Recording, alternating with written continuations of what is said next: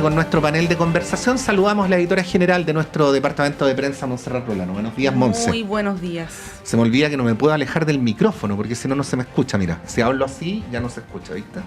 Ahora sí, ya, con el micrófono de frente. Saludamos a Beth Gerber. ¿Cómo estás, Beth? Muy bienvenida. Qué bueno verte. No te veíamos hace tiempo acá en la mañana. Es cierto, muy buenos días. Un gusto verlas. Y se va a incorporar en poquitos segundos Pablo Rodríguez, investigador del Instituto Libertad, que como bien se sabe está vinculado a Renovación Nacional. Bueno, muy pertinente, Beth, además de las ganas que teníamos de verte, el hecho de tener a una argentina, ¿no? El día de hoy, que es un día muy triste para el pueblo argentino, para el pueblo católico, creyente en general, pero particularmente para los argentinos, a propósito del lamentable fallecimiento del Papa Francisco. Pedirte una reflexión general, algún elemento que quieras destacar. Sabemos que es el primer Papa latinoamericano, el primer Papa jesuita, ¿no? Pero también tiene ese sabor amargo quizás para los argentinos de que en sus 12 años de pontificado nunca pisó sus tierras, ¿no? Argentina vino a Chile en una visita muy controvertida, en un contexto además de una efervescencia por los abusos de la Iglesia. No lo pasó muy bien cuando vino a Chile, pero Argentina nunca fue, ¿no? ¿Qué podríamos decir en términos generales de esta noticia que ya lleva algunas horas? La verdad, primero no puedo eludir el impacto en lo personal, porque ayer vi, como muchas personas, como millones tal vez de personas en el mundo, las imágenes de Francisco en la misa de Pascua, que había muchas dudas todos estos meses, no había especulaciones respecto de que no pudiera y que no llegara o que no le diera el estado de salud. Entonces lo vimos en la misa y saber hoy esto temprano a la mañana impacta. Y por otra parte impacta también porque es una persona, a ver, más allá de objeciones y críticas que yo misma pueda tener hacia la Iglesia Católica, que no me es ajena, además porque he crecido, digamos, en ese ámbito y no la desconozco, he sido bautizada, pero bueno, las críticas, más allá de esas críticas, Bergoglio es una persona que generó afectos, simpatías y apoyos mucho más allá de los creyentes, ¿no? De la feligresía misma, sin duda. De hecho, hoy me impresiona también la cantidad de líderes en el mundo que los saludaban, digamos, su figura y que expresaban muy sentidamente, no sonaba a formalidad esto. Ahora, respecto de la visita a Argentina, sí, ya hoy mismo hay todo tipo de especulaciones y siempre las hubo. Yo no creo para nada, estamos todos en el plano de la conjetura porque no nos queda otra que estar en el plano de la conjetura.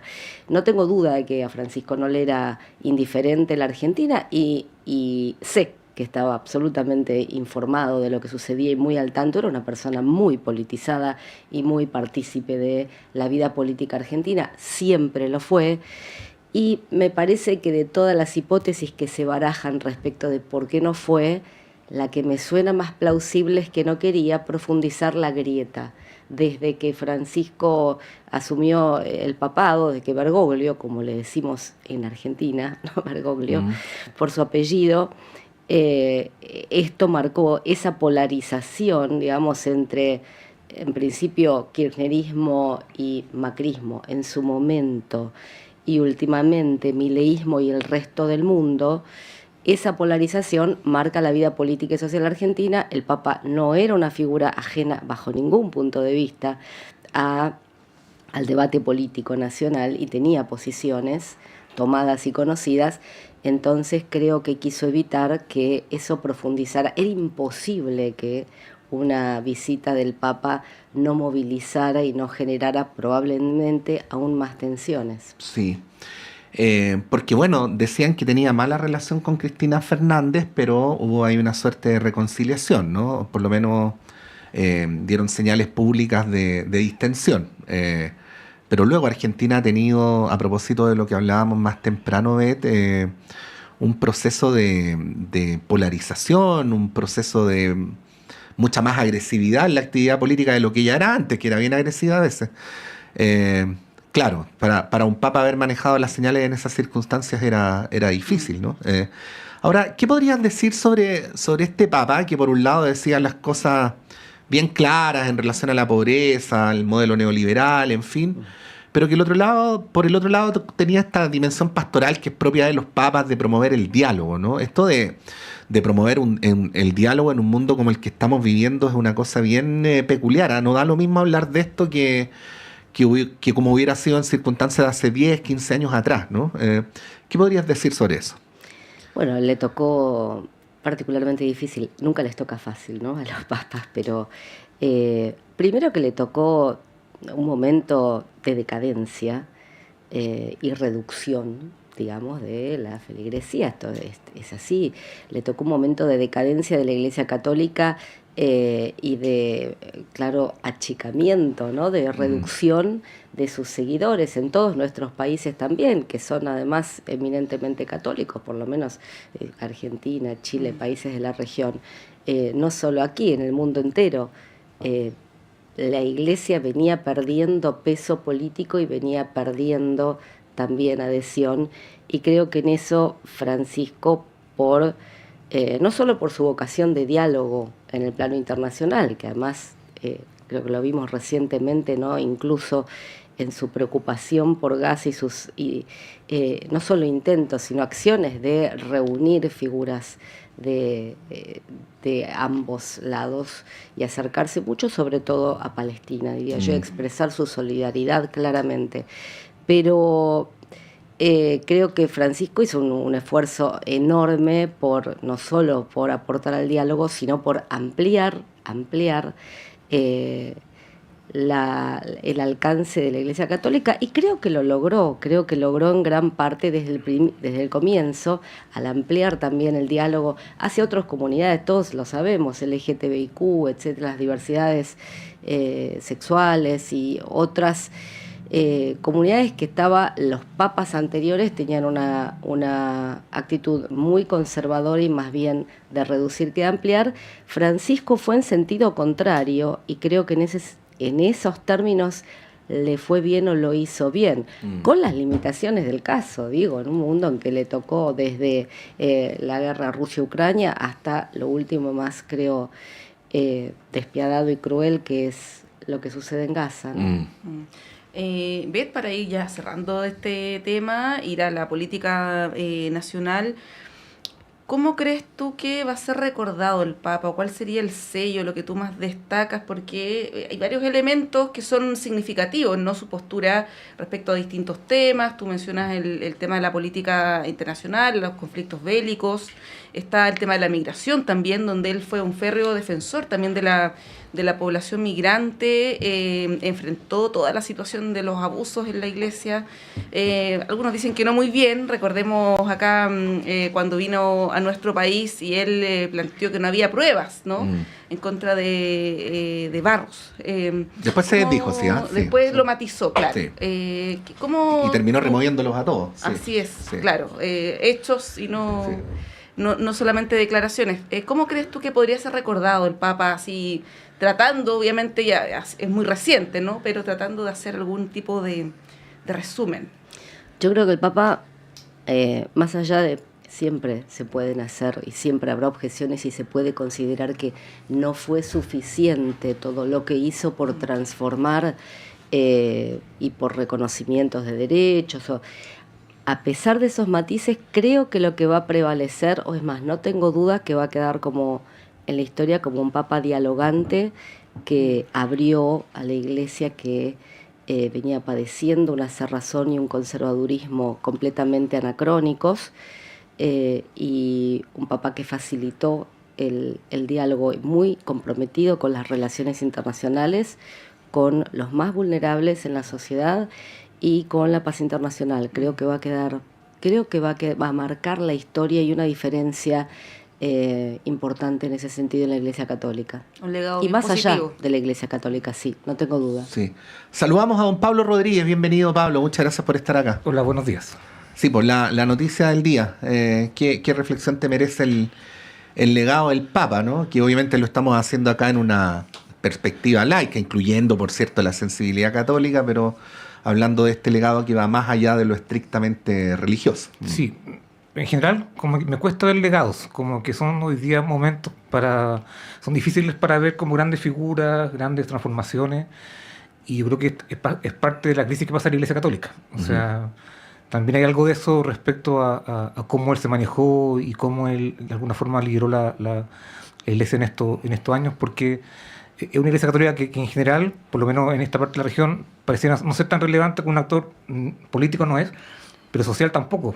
Entonces tiene un papel que hoy día está disminuido frente a sociedades que son cada vez menos creyentes en general, y eso también impacta en la forma que uno ve estos fenómenos. O sea, probablemente uno estaría esperando con mucha ansia quién va a ser el sucesor, pero esos temas parece que no son tan relevantes hoy día para la gente. Entonces creo que eso también está de fondo. O sea, más allá de lo que decía Beth, hay un tema respecto a cómo hoy día la sociedad espera cosas o no de sus figuras religiosas, autoridades, y creo que con el Papa pasaba eso. O sea, una figura con una personalidad muy atractiva, pero en términos de lo que él pudo hacer y que eso lo vea la gente reflejado, creo que hay una brecha importante ahí respecto a aquello. Bien, vamos a los temas que nos convocan. Pablo, Beth, que está bien entretenida la precarrera presidencial, podríamos decir, ¿no? Porque en poquitos días se inscriben las primarias. Estamos a 20, 21, en 9 días, 8 o 9 días se inscriben las primarias. Y hay incertidumbre respecto de lo que va a pasar en la oposición o en las oposiciones. Están todas las alternativas abiertas, desde que no haya ninguna primaria a que haya en las dos derechas, digamos. En el oficialismo ya está más o menos configurado el panorama, más allá de que alguno se pueda bajar a último minuto, eso es algo que siempre puede ocurrir, pero en el caso de Chile Vamos, se ve bien enredado el panorama, ¿no? Con una renovación nacional más bien reticente o con división interna para ir a esta primaria instrumental, digamos, que es una suerte de eufemismo, para no decir una primaria, digamos, de cartón, ¿no? Como yo lo decía el otro día, que en realidad es para tener visibilidad, para tener el espacio en la franja, todo con financiamiento público, y cuando ya el resultado se sabe de antemano, ¿no?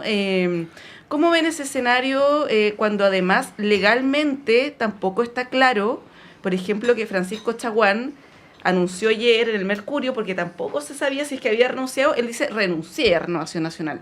Tampoco está claro si por la ley antidíscolo él puede postular, ¿no? Yo entiendo que no. De hecho, Axel Callí decía el viernes pasado que no hay ninguna posibilidad que él pueda competir por la ley antidíscolos, que hay jurisprudencia en el caso de Gino Lorenzini. Por lo tanto, sería una renuncia, lo dijo, voy a reproducir lo que dijo Axel Callí, estúpida, ¿no?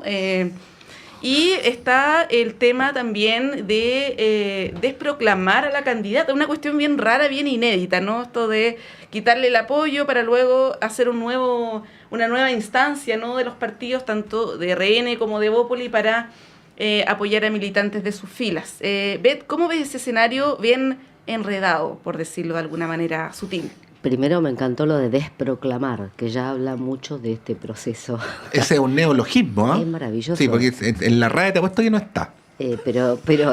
Desproclamar. Pero es bien interesante porque No existe. Claro, no existe lo que está sucediendo. Sí.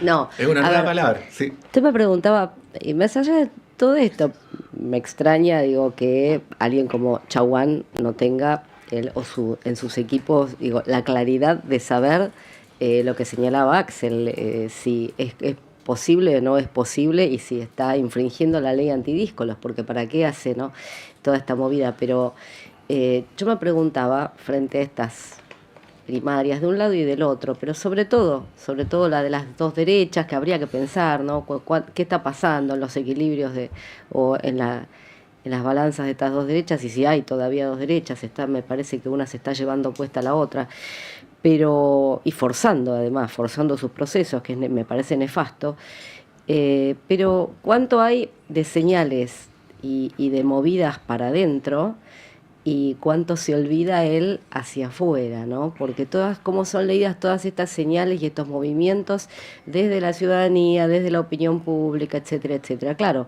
los partidos y las coaliciones hacen sus cuentas y necesitan esto por los motivos que sean, pero me parece nefasto hacia afuera, porque solo aporta a todo lo que venimos padeciendo, un mayor descrédito de la política, un mayor desgaste, y creo que en las pequeñas o medianas internas que sean, que llevan a esto, que puede ser que una primaria, a ver por qué se hacen, movilizan, ¿no?, a la militancia, Sí. generan, ponen agenda, etcétera. Pero cuánto en la ecuación de cuánto de esto, cuánto pesa la militancia y qué pasa con el resto del mundo, que además con el voto obligatorio es cada vez más importante y se sigue olvidando, pero desde los dos lados a veces, ¿no?, del oficialismo y de la oposición. Me parece que los partidos quedan encerrados mirando sus procesos, sus cuentas, sus movilizaciones y olvidan hacia afuera. Me parece que es muy mala señal en general, eso creo, es muy desprolijo. Sí, pasa además que yo me cuido harto de las encuestas, Pablo, me cuido. No soy tan dócil con las encuestas, pero Criteria al menos señala que, más allá de que Matei mantiene el primer lugar, que sus contendores a la derecha han ido estrechando ventaja, pero que además la suma de Kaiser más Kast supera a Matei, ¿no? Y a propósito de la serie de errores de la semana pasada, porque... Creo que eso no lo mide Criteria, que es una encuesta mensual. CADEM lo mide. No, aparecía ayer, sí, Ya. sí, lo medía. Y planteaba, bueno, ayer viendo los programas de televisión, pero también leyendo los diarios, no hay nadie que diga que la semana de Elise Matei fue buena, ¿no? O sea, hasta la gente muy de Matei dice que fue una pésima semana. Entonces, ahí aparece la pregunta de si todo esto que está ocurriendo, que es como decía Monse, inventemos una primaria para hacer que competimos y bla, bla, bla, no está siendo una expresión, o al menos está trasuntando públicamente una suerte de desasosiego, desesperación, falta de control. ¿Cómo lo ves? Primero, yo creo que si es que hay primaria en Chile Vamos, no es una respuesta a los sectores más duros ni radicales, sino que es principalmente una respuesta a la primaria del gobierno. O sea, porque van a haber muchos candidatos probablemente en la primaria oficialista, va a haber movilización, va a haber franja, va a haber cierta visibilidad que los candidatos no pueden perder, y por tanto creo que lo de Matei se entiende en ese contexto. O sea, uno puede entender que hay presión obviamente de la derecha más dura, más radical, pero lo que está haciendo hoy día Matei, o lo que está intentando hacer, es una respuesta a la primaria oficialista. O sea, no tengo otra lectura, no es un movimiento tanto entre las derechas, sino que más bien una respuesta a lo que están haciendo los candidatos del gobierno. Pero no era previsible ese escenario, Pablo, porque RN, por ejemplo, fue el primer partido que proclama a Evelyn Matei en enero de este año, ¿no? Todos sabíamos que lo más probable era que el oficialismo tuviera una primaria con distintas figuras que representan a distintas sensibilidades, pero Chile Vamos opta por proclamar todos sus partidos a Matei en lugar de dejar espacio para que al menos un partido proclame, o sea, tenga un candidato distinto, ¿no? Sí, porque además públicamente o sea, se alentaba una eventual candidatura de Michelle Bachelet, pero en privado, bueno, todos los que estamos acá en esta mesa que podemos tener este tipo de conversaciones, circulaba la información de que ella no quería y que no iba a hacer, ¿no? Entonces claro, se sabía desde el verano. Ahí el factor de la improvisación es relevante, ¿no? Esto de tomar esta decisión ahora, a último minuto, cuando había escenarios que uno podía prever. Sí, yo creo que sí, tienen razón, pero cuando se tomó la decisión es que no habían candidatos, y yo creo que tampoco hoy día hay candidatos competitivos para la primaria de Chile Vamos. Entonces, una primaria forzada, no sé, pero sí una primaria donde el resultado, a priori uno pensaría que está más o menos claro, y no hay figuras que efectivamente puedan ser tan relevantes en la primaria, ni Carter, ni otras figuras que Chaguán siempre ha querido ser presidente. Por supuesto, pero creo que hay una falta de decisión, sí, no se puede tapar el sol con un dedo, y eso es más o menos evidente, y hay una decisión que afecta, pero a lo que voy es que no tiene que ver tanto con las otras candidaturas de la derecha, sino que más bien con un tema propio de Matei y de su equipo, de cómo se conforma el trabajo para adelante, y también, insisto, una respuesta para el oficialismo. O sea, yo no sé si era tan posible pensar en una primera oficialista con figuras tan distintas que estuvieran compitiendo hace un par de meses. Porque claro, se sabía más o menos que Bachelet no iba a ir de candidata. Sí, eso es cierto. Pero tampoco se esperaba que hubieran 5 o 6 candidatos distintos en el oficialismo. Y eso también, lo habíamos conversado otra vez, le da visibilidad también a proyectos políticos dentro de lo que es la centroizquierda y la izquierda para el futuro. Entonces, yo creo que eso no se previó bien y eso puede haber sido un error, obviamente, pero la primaria, probablemente, tampoco tengo la seguridad que vaya a ser por el tema de Chaguán, pero creo que es un mecanismo que se evalúa después por las circunstancias en las cuales estamos viviendo. La primaria se va a evaluar bien o mal dependiendo de cómo sea el resultado en junio o julio, es decir, de cuánta gente fue a votar, comparando las dos primarias, o 3 si es que hubiera una primaria también en la otra parte de la derecha. Entonces, todo lo que estamos discutiendo es muy interesante, sí, obviamente, pero los resultados y cómo se juzguen las primarias van a ser con los resultados en mano. O sea, insisto, cuánta gente movilizó, lo que decía Beth, si es que efectivamente se moviliza solo el militante o es más amplia y se llega a un público que no es militante, pero de todas formas está interesado en participar. Y yo creo que todas esas variables se analizan después. Entonces, creo que, claro, uno podría pensar que no han sido las mejores decisiones, pero todavía no tengo claro cuál habría sido un mejor mecanismo en esta altura. Y creo que eso va a ser evaluable post primaria, pensando justamente en todos los factores que inciden en él. Bien, les propongo que vayamos a una pausa y a la vuelta retomemos el tema de Matei, que yo creo que da para analizarlo en su propio mérito, ¿no? El momento de la candidatura, que es la mejor afectada para llegar a la moneda el 2026, que ha tenido, como decía Pato, una semana muy mala, ¿no? En términos políticos, comunicacionales. La peor posible. Sí, porque además fue una suma de muchas cosas, de muchos temas distintos. Probablemente la guinda de la torta y lo más complejo son sus declaraciones respecto de la dictadura, ¿no? Lo inevitable. Ayer hay una columna muy interesante de Carlos Peña, donde destroza esta hipótesis de lo inevitable, ¿no? Y bueno, varias voces de incluso su propio sector, personas ligadas a la centro-derecha. Hay una columna de Jorge Chausson también, ¿no? En general hay un consenso que ella cometió un error bastante grave, ¿no? La semana pasada, del cual es difícil salir. Ahí a la vuelta lo podemos retomar, ¿no? Si es posible salir, las encuestas dan cuenta de una baja, pero tampoco una baja tan significativa. Quizás hay que esperar que pase un tiempo para ver si esto tiene un efecto electoral.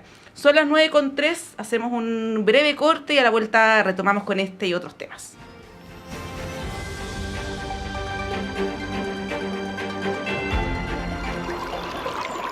Aguas Trayén o Cascada en Mapudungún es la mejor agua purificada con tecnología de última generación. Para más información, visite su página web www.aguastrayen.com.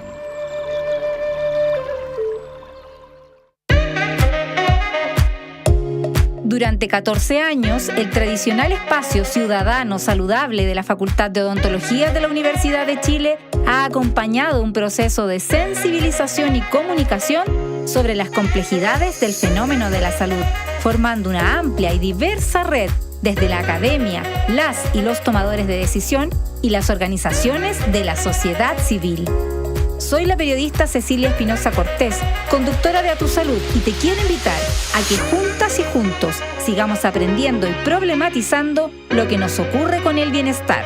Escúchanos todos los jueves de 11 a 12 horas en la 102.5 FM y en la señal en vivo de radio.uchile.cl. Hola, soy Miguel Veracifras y quiero invitarlos a escuchar Olo Jazz todos los lunes a las 20 horas por Radio Universidad de Chile. La cultura, el arte y sus comunidades. Un espacio para la discusión, improvisación y la escucha social. Olo Jazz, lunes, 20 horas.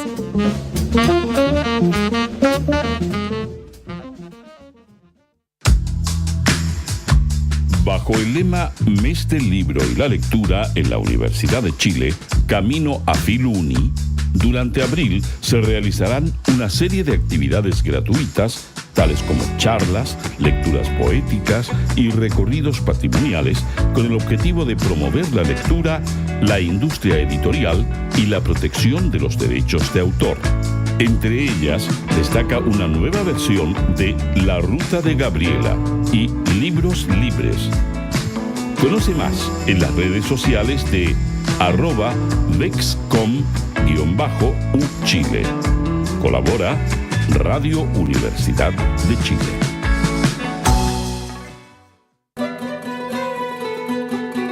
Radio Universidad de Chile, 102.5 en la banda de frecuencia modulada, te invita a escuchar Caleidoscopio de la Salud, del Departamento de Enfermería de la Universidad de Chile, un programa que respeta la autonomía y apoya la decisión informada de las personas frente al cuidado de su salud y la de otros. 110 años a la vanguardia de los ciudadanos en la salud del país. Caleidoscopio de la Salud, todos los sábados a las 12 horas. El tiempo es el que todo cura, borrando penas y amarguras. Soy Argos Geria, invitando a borrar penas y amarguras, buscando un mejor destino para nuestro país y el planeta, buscando un bello sino.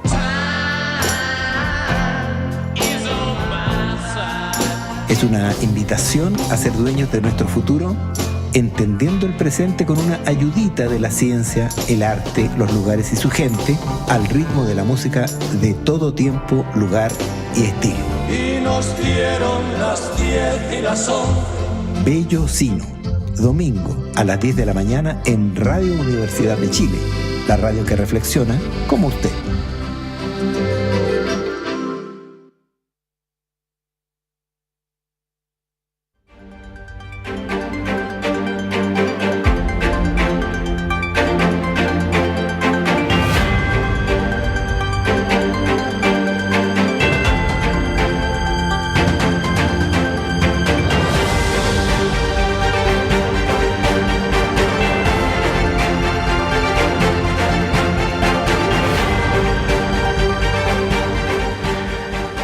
Son las 9:07. Continuamos en Radio Análisis en esta mañana de día lunes con Montserrat Rolano acá en el panel, con Beth Gerber y Pablo Rodríguez. Bueno, estaba anunciado el tema de Evelyn Matei. Y es bien insólito en realidad todo lo que pasó, porque no fue un error ni dos, fueron tres. Se habla de distintas cosas: improvisación, un poco de desesperación, falta de un Los plan, equipos, diseño de campaña y así sucesivamente. Es probable que sean todas las anteriores, Beth.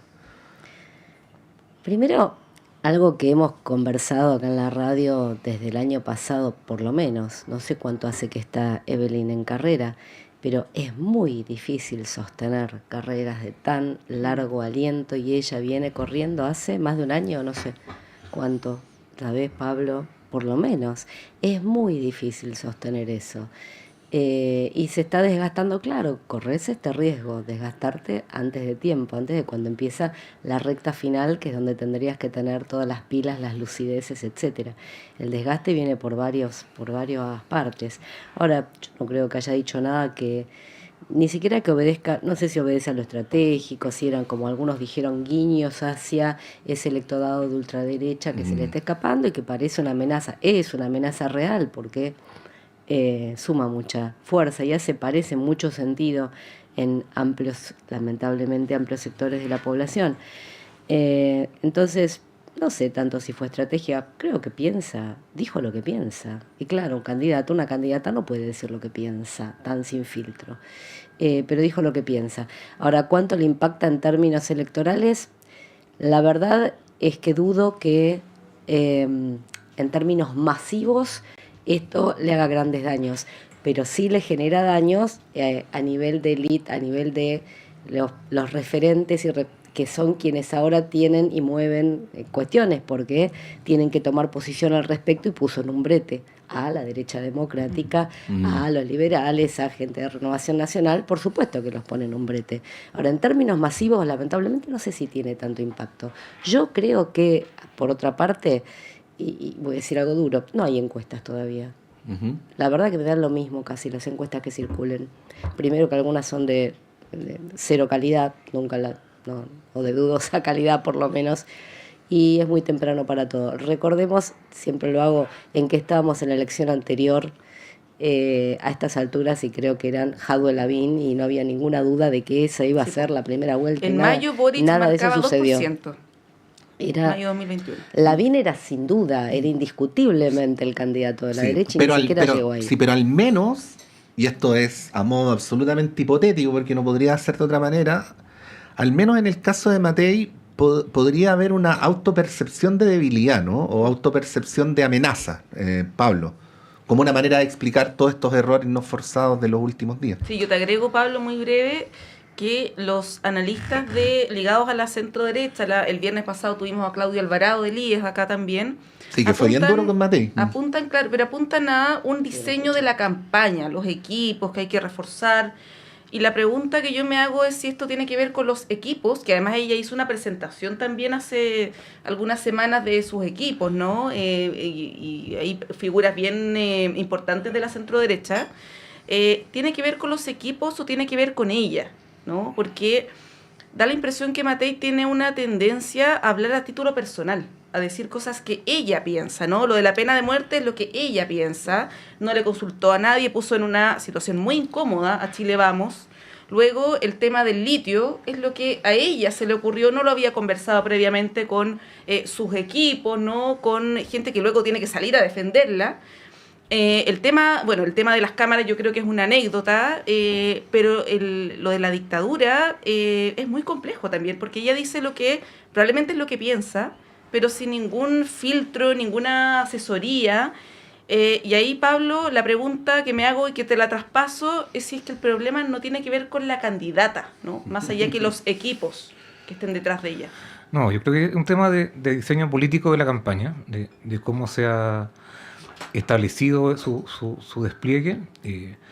Hemos también hablado otras veces que la campaña se ha enfocado mucho en el tema programático, y, como tú decías, ha presentado a gente que está preparando el programa, a las diferentes áreas que son gente preparada, pero la parte más política es la que está hoy día al debe, y por tanto, a partir de todo lo que ha ocurrido con estos hechos, uno podría pensar justamente que esa es la parte a reforzar en las próximas semanas.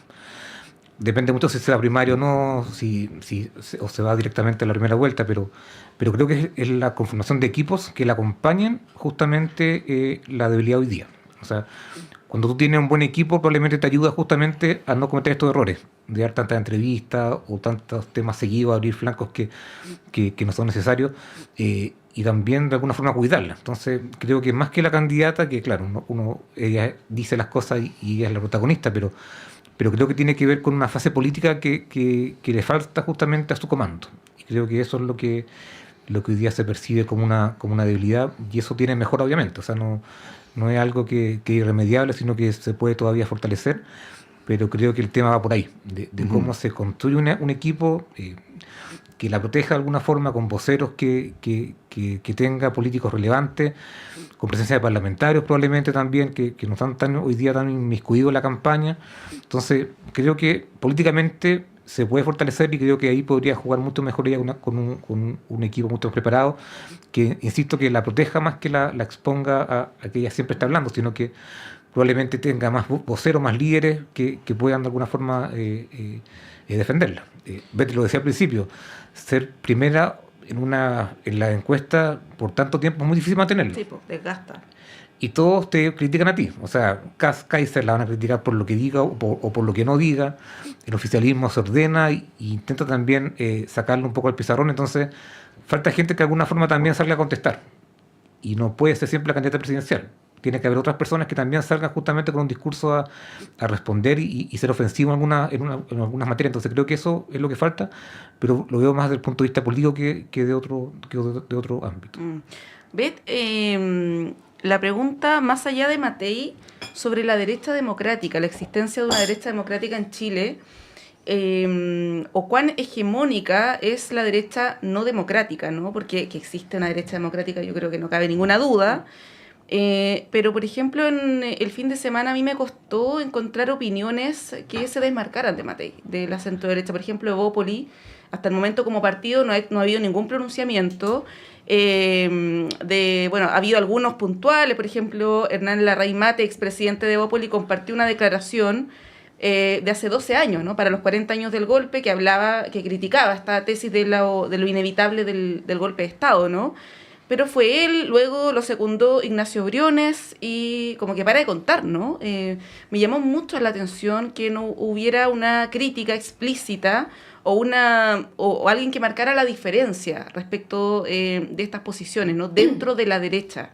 Evidentemente no quieren perjudicar a la candidata, que además está muy bien aspectada, ¿no? Pero en términos un poco en la línea de lo que decía Roberto Celedón hace un ratito, ¿tú ves que existe realmente esa derecha democrática? ¿Cuán mayoritaria o cuán hegemónica es? Bueno, primero sí creo que existe, no tendría cómo medirla en términos relativos, digo, frente al avance de lo que tanto nos preocupa, creo que es la ultraderecha. Creo que esta es lo que nos debe preocupar y que sabemos, no solo en Chile, ¿no?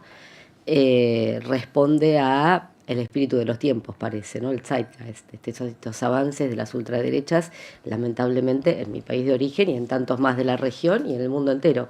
Entonces, Chile es parte de esto. Y es preocupante el debilitamiento que se ve en la derecha democrática, en la derecha liberal.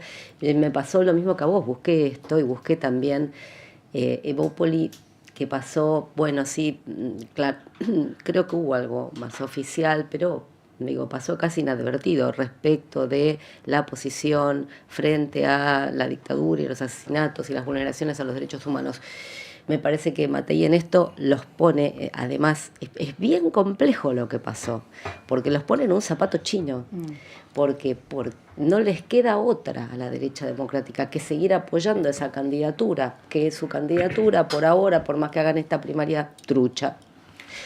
No les queda otra que seguir apoyándola y no los deja distinguirse en lo más importante, que era estar claramente tener una posición de condena a la dictadura. Entonces lo puso en un zapato chino a esta derecha democrática que ya está muy debilitada y preocupa a mí desde una posición bien distinta, desde ya, me preocupa porque creo que es importantísimo que siga existiendo y que se fortalezca esa derecha democrática, porque no es menor la amenaza de una ultraderecha no democrática que está además creciendo frente a el año electoral. Es así. Creo que lo tendríamos que tomar mucho más en serio de lo que parece y llamar y convocar y interpelar a esa derecha democrática, ¿no? A que tome posiciones más claras. Pero claro, la candidata los puso en una dificultad enorme. Sí. ¿Por qué esa derecha democrática no termina por volverse hegemónica, Pablo? Porque mira, hubo hartas columnas el fin de semana, ¿no?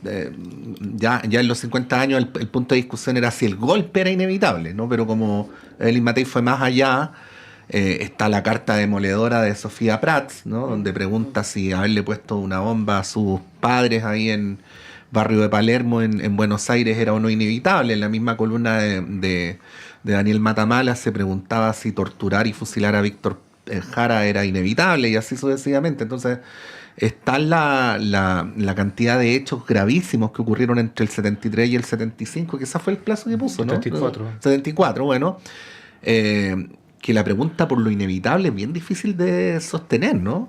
Claro, porque además Matei plantea una hipótesis que ella la comparte, que hubo una guerra civil, cosa que está totalmente descartada, ¿no? O sea, cualquier persona que esté bien interiorizada respecto de la historia, puede saber que eso no es así. Hay documentos históricos, hubo dos informes, ¿no? De la Comisión Rettig, Valech, en fin. Por lo tanto, plantear que hubo una guerra civil y que hubo un control del territorio ya el año 78, en circunstancias en que sabemos que el control del territorio por parte de la dictadura fue ese mismo 11 de septiembre, hace varias afirmaciones que son bien complejas, Pablo, y pone una interrogante porque Chile vivió una crisis política muy seria hace 5 o 6 años, ¿no? Con el estallido social.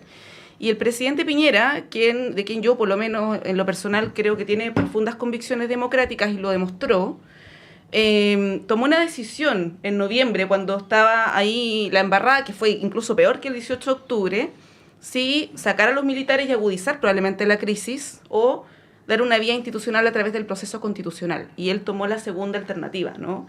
Entonces, cuando tú eres de la hipótesis de que ante una crisis política es inevitable la violencia, la muerte, yo creo que es muy complejo, ¿no? Porque es una situación, yo no digo que vaya a haber un golpe de Estado en Chile, pero crisis políticas pueden volver a ocurrir, ¿no? Y ahí el tema de las convicciones democráticas es relevante, no solamente para mirar el pasado, sino también el futuro, creo yo. Perdón, uno en una línea además se banalizó el tema de lo ocurrido después cuando habló de los loquitos, que después quedaban solo algunos loquitos, y eso es lo que ocurrió. Es que los loquitos, los loquitos BET fueron formados en la Escuela de las Américas en Panamá desde el año 63 en adelante, entonces no fueron loquitos, fue una política institucional. Por supuesto, entonces banaliza algo que sabemos también que fue así. La verdad que todo fue muy, muy, muy desubicado. Pablo se ríe. No, que voy a elegir bien las palabras que voy a decir, pero creo que la parte de Matei respecto a lo que significó las muertes, la violación de los derechos humanos, eso es un error evidente y eso creo que ella misma lo reconoce prontamente y sale con un video posterior y trata de corregirlo, y eso creo que sí representa lo que ella piensa respecto a que cometió un error respecto a esa materia. Pero lo que sí hay que ser cuidadoso es con otra parte. Respecto al golpe, la interpretación de parte importante de la sociedad de ese momento, de la derecha actual, es que el golpe sí era de alguna forma inevitable. Y eso toma una posición respecto a lo que ocurrió en ese tiempo y que hoy día mucha gente lo sigue pensando. O sea, en la derecha sí, mucha gente lo piensa. Sí. Y eso tiene que ver no solamente con el dato, ni con el contexto que nos planteamos encerrar respecto a la visión de Estado que hoy día existe respecto a aquello, sino que lo que ocurrió entre el 70 y el 73 y previamente es una visión histórica que la derecha no comparte del todo con la otra parte de la sociedad. Entonces, de alguna forma recoge también esa parte. O sea, hay encuestas que, claro, no son tan seguidas o no, pero hay un pinochetismo también importante en la sociedad chilena. O sea, cuando puede ser, no sé, voy a inventar un número, pero de lo que recuerdo en encuestas, 20%, puede ser un poco más, un poco menos. Entonces, esa parte de la sociedad sigue creyendo que lo que pasó el 73 y los años previos era el contexto o el inicio de una guerra civil. Entonces, que había un bando armado, que se estaba preparando para tomar el poder. Una cosa es pensarlo en los años 80 y otra cosa el 2025. Pero que más allá más allá de la evidencia que pueda haber respecto a que no era así o si era así, eso no importa. O sea, lo que importa es que hay una visión política que se mantiene respecto a lo que significó el golpe de Estado como un momento que era inevitable justamente porque no había otra solución política, que los actores políticos de ese momento de alguna forma hubieran llegado a un acuerdo distinto. Sí, uno puede hacer ficción y puede decir que había otras alternativas, por supuesto, pero lo que estoy tratando de plantear, pues decía que quería ser cuidadoso con las palabras, es que hay una parte importante de la sociedad que cree que efectivamente eso estuvo dentro de las posibilidades que había. Y por tanto Matei no es que salga con un discurso distinto o raro respecto a lo que significa el golpe, sino que significa también que ella interpreta parte de esa derecha. Sí. Entonces es difícil de alguna forma para alguien como ella, que también tiene una edad en la cual estuvo relativamente activa durante el periodo de la dictadura. Uno le podría exigir cosas distintas a lo mejor a alguien más joven. Claro, ella tenía como 20 años para la dictadura, para el golpe, perdón. Pero las posiciones políticas de ese entonces reflejan una división, un quiebre de la sociedad muy profundo, que de alguna forma se mantiene hasta hoy día. Sí, no, totalmente. Si por algo hablamos... hablamos por lo menos 2 veces al mes del 11 de septiembre del 73. Y no veo forma de que eso se aminore o se trate de otra forma, porque refleja posiciones políticas históricas de ciertos sectores que se siguen plasmando en el tiempo. Entonces uno lo podrá condenar y uno podrá decir que había otra alternativa. El presidente Piñera fue muy claro en ese sentido respecto a que tenía otras posibilidades del país. Pero hay gente que lo piensa así y no es poca gente. Entonces, y eso, más allá de lo condenable que pueda ser, refleja que hay una división muy importante respecto a lo que fue el golpe y su contexto, el cual no tiene una visión obviamente única ni entendiéndolo esto, ni conociendo los informes Vales, sino que una posición política que es difícil de sostener, pero que históricamente yo creo que se entiende. Sí, déjame plantear, me parece súper interesante lo que plantea Pablo, porque abre la discusión. A ver, voy a decirlo así. A veces ocurre en la vida que, yo creo que a los 4 nos ha pasado, que hacemos algo pensando que lo que va a ocurrir no va a ser tan tremendo y lo que ocurre es tremendo, ¿no? Entonces, uno no puede antes, sino después de decir, si volviera a estar en la misma circunstancia no lo habría hecho porque los costos son muy grandes, ¿no? Y digo esto porque pensando en el cambio de posición de la democracia cristiana, desde antes del golpe a después del golpe, lo que entiendo, deduzco, pero creo que lo han dicho explícitamente sus dirigentes, lo que la democracia cristiana pensaba es que iba a haber un golpe, así como para ordenar la casa, que la intervención militar iba a durar algunos meses. En esa época el concepto de torturas tal como los conocimos a continuación no existían, no figuraban en las cabezas del pueblo chileno ni nada por el estilo. Y me imagino que es por eso que finalmente se autoimpone no solamente la democracia cristiana, sino un sector de la Unidad Popular, particularmente el Partido Socialista, la necesidad de dialogar, ¿no? Porque ya tienen la evidencia de que los costos fueron demasiado altos, ¿no? Mi pregunta es si aquí el ejercicio no sería válido para la derecha también. Sí, además la DC apoyó el golpe, por lo tanto... No, pues a eso me refiero, claro. Tiene un valor que haya hecho la autocrítica. Yo creo que, a ver, es cierto que se abre otra discusión con el planteo de Pablo, pero me parece también que nos estamos desviando de... Hay cosas distintas que tienen que ver con analizar aquel momento. Además me remite a momentos de Argentina también, si nuestros países, digo, y yo estaba en un entorno por crianza, por lo que sea, que de alguna manera justificaba el golpe. En Argentina también. Después creces y vas viendo otras cosas y además viendo las consecuencias que mencionaste, que no es cierto, no es que muchos de quienes imaginaban algo así como algo ordenador preveían cosas atroces como torturas, asesinatos, etc. Pero eso ocurrió.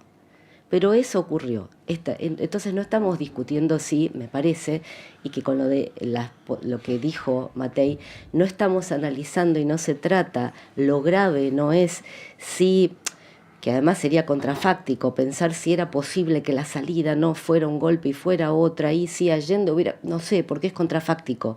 Lo que sabemos que ocurrió son las vulneraciones a los derechos humanos, y eso es lo que traza, tanto para mí en Argentina como acá, marca una diferencia, y en eso los dichos de Matei son gravísimos, no en su análisis fáctico contrafáctico de cómo ocurrió y en qué circunstancias se dio el golpe, sino en la justificación de la vulneración de derechos humanos, y eso es inadmisible.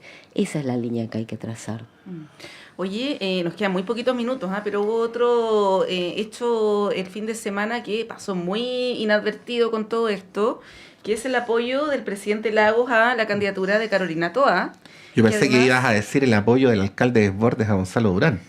Bueno, ese es otro tema que no vamos a alcanzar a abrir ahora, pero ya que estamos en lo presidencial y nos quedan poquitos minutos, el fin de semana hubo un grupo de más de 30 economistas, exministros de Hacienda, expresidentes del Banco Central, que apoyan a Carolina Toá cuando sabemos que uno de los temas importantes, que lo ha planteado Matei también, es la economía, ¿no? El tema del crecimiento económico, figuras muy, además, ligadas a la concertación, ¿no? Está Andrés Velasco, entre otros.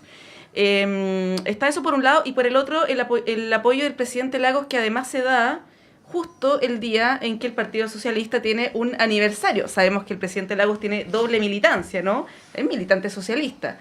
Y con esto, algunos dicen, llegó la venganza de Lagos del 2017, ¿no?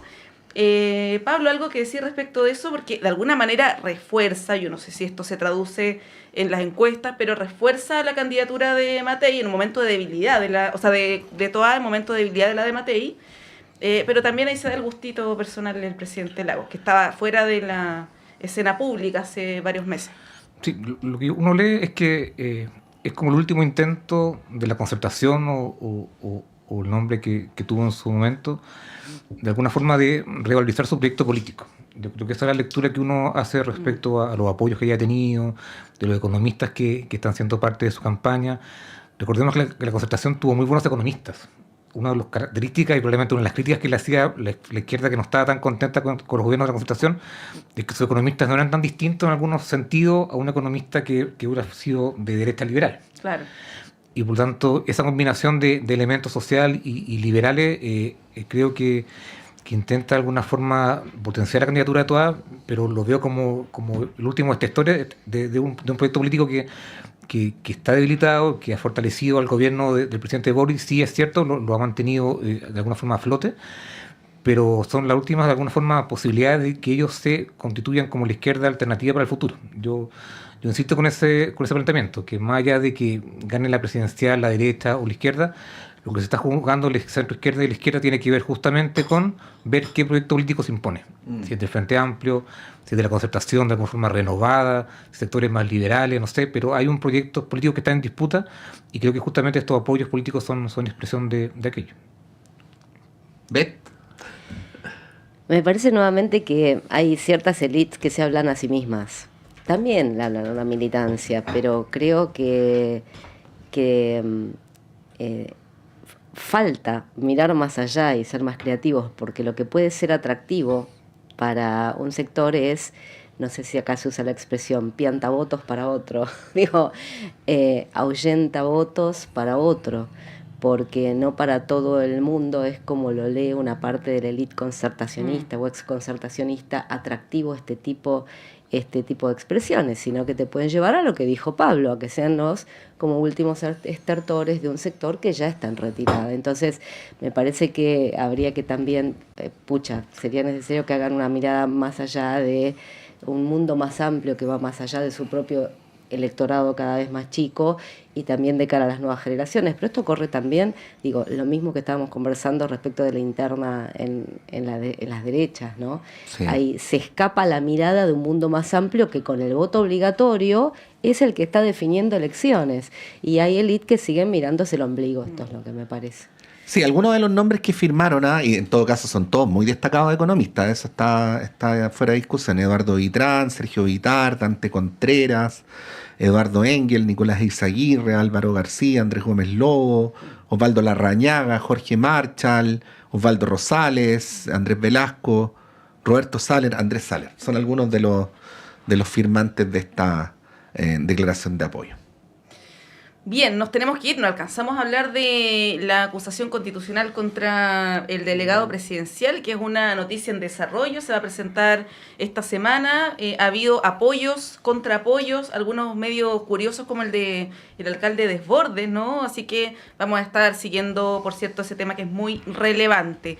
Pablo Rodríguez, muchas gracias por acompañarnos como Gracias siempre. a ustedes. Y Beth Gerber, un gusto, esperamos tenerte más seguido también. Ojalá. En la mañana. Encantada. Son las 9:33, hacemos un breve corte y a la vuelta está Claudio Medrano con ustedes.